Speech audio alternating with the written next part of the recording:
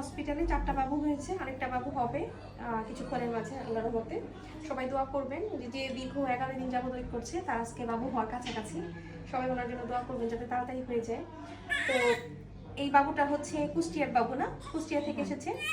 এই বাবুটা হচ্ছে সিরাজগঞ্জের বাবু, এটা হচ্ছে সখীপুরের বাবু, আর এটা হচ্ছে দেলদরের বাবু। এই বাবুটা 4 কেজি 200 গ্রাম হয়েছে, মাশাআল্লাহ খুবই সুন্দর হয়েছে।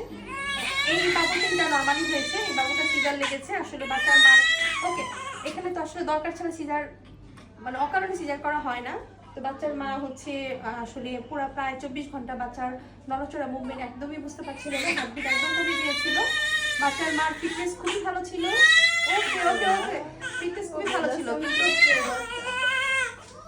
ওকে হ্যাঁ ফিটনেস খুব ভালো ছিল, কিন্তু ফিটনেস ভালো থাকা সত্ত্বেও অ্যাকচুয়ালি ওনার বাবুর যখন মুভমেন্ট বাচ্চার মা বুঝতে না পারে তখন আসলে আমরা অপেক্ষা করি না, এই জন্য ওনার সি সেকশন লেগেছে।